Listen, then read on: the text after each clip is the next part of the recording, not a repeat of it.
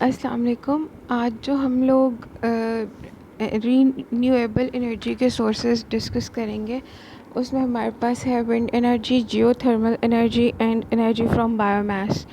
तो विंड भी एक जब मूविंग एयर होती है जो हम उसे विंड कहते हैं, और चूँकि एयर मूव कर रही होती है तो इट पोजेसेस एनर्जी, तो उससे भी हम लोग अपने बहुत से काम कर सकते हैं। तो पढ़ते हैं इसमें क्या लिखा हुआ है।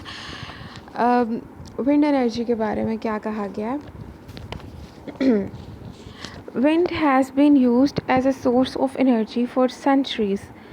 सदियों से हवा को एनर्जी के तौर पर इस्तेमाल किया जा रहा है।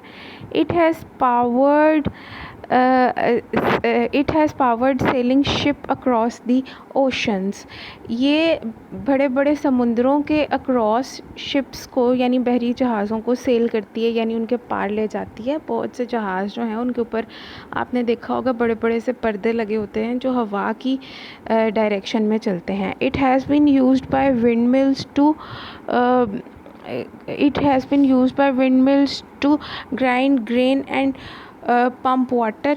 ये जो विंड मिल्स होती हैं हमारी, ये डायग्राम में भी दिखाई हुई हैं, इसको पानी निकालने के लिए, ठीक है, या फिर हमारे दानों को मज़ीद टुकड़ों में यानी ग्रेन करने के लिए जो है वो इस्तेमाल किया जाता है। ये इसके वो गोल गोल पंखों की तरह घूमते हैं जिसकी वजह से मोटर जो है वो चल रही होती है। Most recently, wind power is used to turn wind turbines.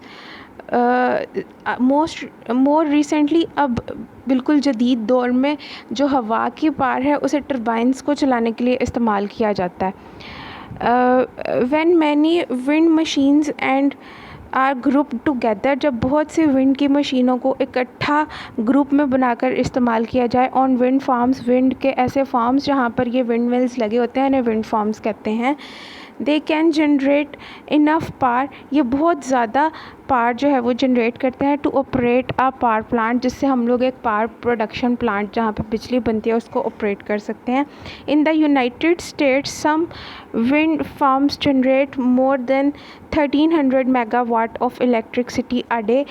United States में जो विंड फार्म्स या विंड मिल्स हैं वो 1300 मेगावाट इलेक्ट्रिसिटी एक दिन में ही जनरेट कर लेती हैं। In Europe many wind farms routinely generate 100 megawatts और मोर इलेक्ट्रिसिटी अ डे। जो हमारा यूरोप है वहाँ पर हर दिन में 100 मेगावाट या उससे भी ज़्यादा की इलेक्ट्रिसिटी जो है वो विंड मिल प्रोड्यूस कर देता है। विंड मिल की डायग्राम जो है उसके साथ में दिखाई गई है। उसके बाद आती है geothermal energy. Geothermal energy, geo means earth, therms mean heat. जो ज़मीन के अंदर का सबसे अंदर का पार्ट होता है वो बहुत गर्म होता है, पिघला हुआ लावा होता है, वहाँ पे मोल्टन पार्ट होता है जिससे बहुत ज़्यादा हीट जनरेट होती है। उस हीट को भी हम बहुत से पर्पसेस के लिए यूज़ करते हैं। In some parts of the world, दुनिया के बहुत से हिस्सों में, the earth provides us hot water from geysers and hot springs. जो ज़मीन है वो हमें गीज़र्स की फॉर्म में या गर्म चश्मे की फॉर्म में पानी गर्म प्रोवाइड करती है। There is hot molten part deep in the earth called magma. Earth के बिल्कुल अंदर बहुत गहरा पिघला हुआ एक पार्ट होता है, लेयर होती है अर्थ की, जिसे हम मैग्मा यानी लावा कहते हैं। Water reaching across to the close to the magma changes to steam.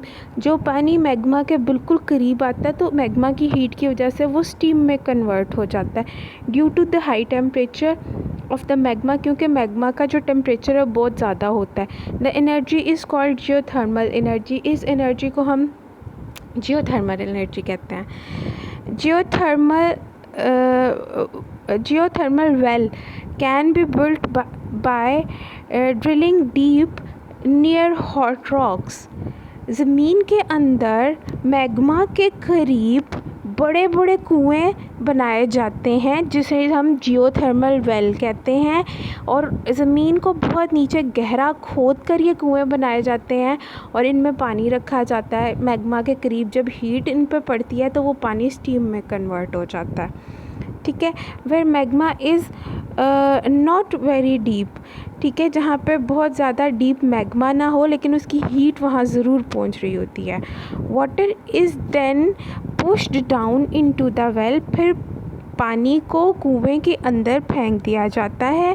The rocks quickly heat the water, तो जो ज़मीन की गर्म चट्टानें होती हैं वो पानी को फ़ौरन गर्म कर देती हैं। And changes it into steam, और उसे स्टीम में कन्वर्ट कर देती हैं। It expands and move up to the surface, और ये पानी क्या होता है, गर्म होकर फैलता है और जो स्टीम है वो भी सरफेस की तरफ, ज़मीन की सरफेस की तरफ मूव करती है। The steam can be pipe directly into houses and offices, तो ये स्टीम है वो पाइप के ज़रिए घरों में और ऑफिसेस में भेजी जाती है फॉर हीटिंग पर्पस, और ये उन्हें गर्म करने का काम करती है। और या फिर it can be use to generate electricity, इससे बिजली भी प्रोड्यूस करने के लिए हम इस्तेमाल कर सकते हैं।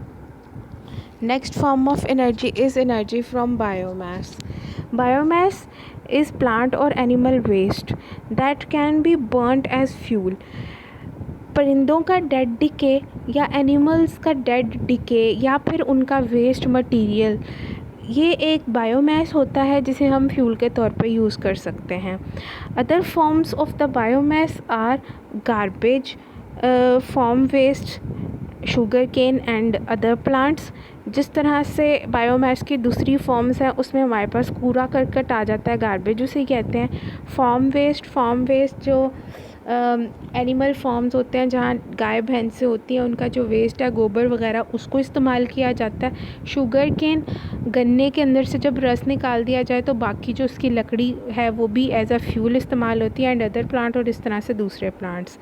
These waste are use to run power plants, इन वेस्ट को हम पावर प्लांट रन करने के लिए यूज़ करते हैं। कैसे? इनको जला के, स्टीम वगैरह और हीट प्रोड्यूस करके।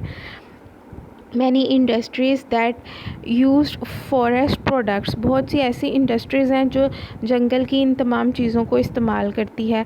Gate half of their electricity by burning bark, वो तकरीबन अपनी आधी से ज़्यादा बिजली जो है वो बार्क होती है, दरख्तों की छाल, ठीक है, दरख्तों के ऊपर से जो वुड उतरती है उसे बार्क कहते हैं, उसको जलाकर जो है वो हीट से स्टीम प्रोड्यूस करा के बिजली जनरेट करवाते हैं। एंड अदर वुड वेस्ट, और दूसरे भी इसी तरह के वुड के मटेरियल से। Biomass can serve as an other energy source, biomass जो है उसको एक एनर्जी सोर्स के तौर पर ही इस्तेमाल किया जाता है। But problems are there in its use, लेकिन इसके यूज़ करने में बहुत से प्रॉब्लम भी होते हैं, बहुत स्मेल होती है और इन्वायरमेंटल पोल्यूशन वगैरह कॉज होती है इससे। When animals dung, dead plants and dead animals decompose, they give off the mixture of methane and carbon dioxide. जब एनिमल्स जो हैं वो अपना वेस्ट निकालते हैं, डेड प्लांट्स डिके होते हैं या फिर एनिमल्स डेड होकर जब डिकम्पोज होते हैं, गलते सड़ती हैं ये चीज़ें, तो ये अपने अंदर से मीथेन गैस जो बहुत जहरीली गैस होती है वो, जिसे मीथेन गैस जो है वो काफ़ी जहरीली गैस होती है और इसके अंदर प्रॉपर्टी होती है कि ये पूरा का पूरा बंदा भी निगल जाती है। जैसे दलदल में ये गैस होती है और अक्सर वॉशरूम्स में ये गैस प्रोड्यूस होती है, ठीक है, और ये बहुत ख़तरनाक है, गला सड़ा देती है ये किसी भी चीज़ को। और कार्बन डाइऑक्साइड वो भी एक हार्मफुल गैस है जो प्रोड्यूस होती है, ठीक है। Electricity can be generated by burning methane, तो मीथेन को जलाकर हम इलेक्ट्रिसिटी प्रोड्यूस कर सकते हैं, लेकिन ये कुछ ऐसी गैसेस हैं जो हार्मफुल होती हैं।